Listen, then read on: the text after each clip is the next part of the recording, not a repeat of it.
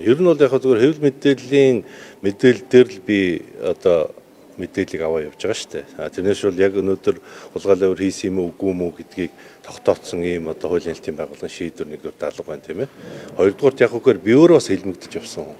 Сошиалаар бас одоо намайг ингэсэн тэгсэн гэж баахан явж байгаа л энэ технологи нь угаасаа одоо зарим улс орнуудад хэрэгждэг ийм л технологи юм билээ л хэвлэлээр баахан өнрүүд ажиллаж байгаа дараа нь хуулийн байгууллагаар шийдвэр гаргадаг тийм ээ. Тэгвэл өнөөдөр Эрдэнэт гэдэг үнэтэй холбоотой ямар нэгэн хулгайлан өөр юм уу альсвал жижиг дунд үйлдвэрлэл хөгжлийн банк нүүрс гэх мэтчлэн ямар нэгэн юм одоо та бүхэнд мэдээлэл юусоо байхгүй байгаа шүү дээ. Тэгвэл Эрдэнэт гэдэг хүн энэ төрлийн ажлыг хийж явахдаа огт тулгаа хийгээгүй гэдэг нь тодорхой байгаа байхгүй. Гэтэл яг үгээр ерөөсөө ямар нэгэн зорилготойгоор хүнийг хэлэмгдүүлэх улс төрийн захиалгатайгаар ч юм уу ийм үйлдэлүүд бол явагддаг. Тийм учраас бол эцсийн шийдвэр гараагүй тохиолдол бол хэн ч энд итгэх шаардлага бол байхгүй.